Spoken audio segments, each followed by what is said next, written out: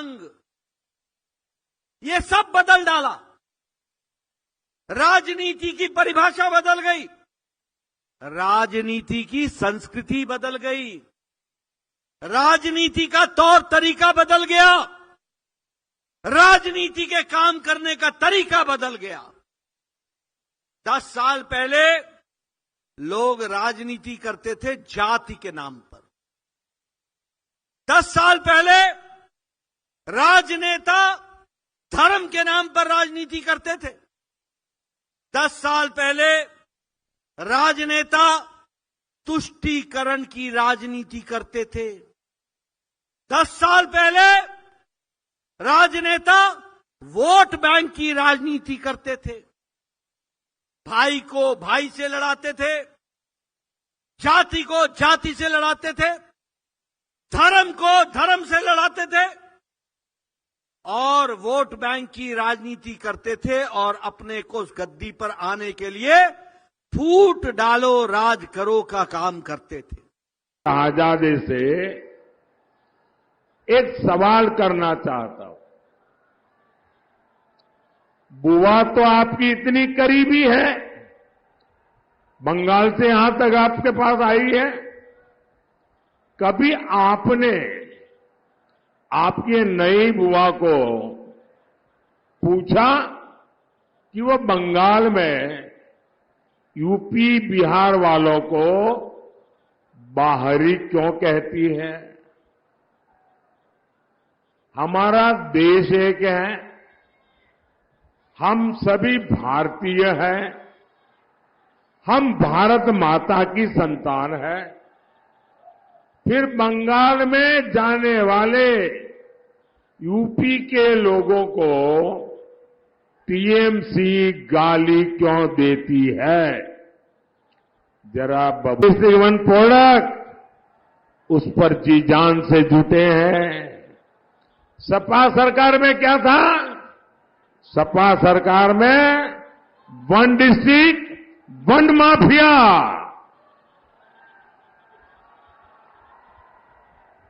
हर district का अलग mafia, हर district में अलग माफिया का साम्राज्य, हर जिले इन लोगों ने एक एक माफिया को ठेके पर देके रखा था। यहां व्यापारी सुरक्षित नहीं था, बहन बेटियां सुरक्षित नहीं थी, युवाओं का कोई भविष्य नहीं होता था।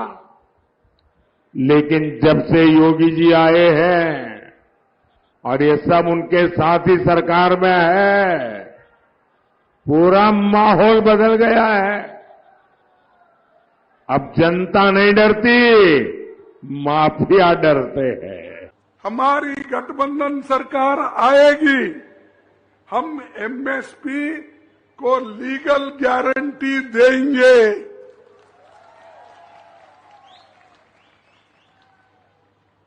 किसानों के लिए कर्ज माफ करेंगे। हमने यूपीए सरकार में 72,000 करोड़ रुपए किसानों का कर्ज माफ किया था जब सोनिया गांधी और मनमोहन सिंह थे। खेती को जीएसटी मुक्त कर देंगे, ट्रैक्टर को जीएसटी, फर्टिलाइजर पे जीएसटी, डीजल जो किसानों को होना उस पे जीएसटी, हर चीज आज महंगी कर दिए। किसानों के जगह अगर आप होते तो ये सब करते हैं।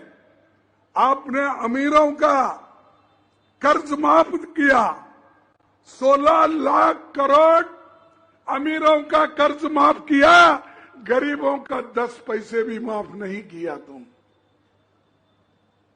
और बड़ी बड़ी बात करते हैं। इसीलिए तो हमारा कहना है, हम गरीबों के वोट हैं और बीजेपी और बीजेडी अमीरों के तरफ काम कर रहे हैं। आज सुबह में समाजवादी पार्टी और दिल्ली में एक आम आदमी पार्टी है, उनके अध्यक्षों की प्रेस वार्ता कर रहा था। अब तो समाजवादी पार्टी और कांग्रेस के हों या आम आदमी पार्टी के नेता हैं, अब इनको जनता सुनना नहीं चाहती है, तो अब ये प्रेस वार्ता करके अपनी जिम्मेदारियों का निर्वहन कर रहे हैं। क्या कह रहे हैं? कभी कभी होता क्या है, जब व्यक्ति जेल में जाता है ना, उसकी बुद्धि भी पलट जाती है। और ऐसे ही आम आदमी पार्टी के अध्यक्ष दिल्ली के मुख्यमंत्री अरविंद केजरीवाल की बुद्धि भी भ्रम में पड़ गई है। और जेल क्या गए कि जेल में जाकर के उनको ये लगता है कि अब जेल के बाहर कभी नहीं आना है।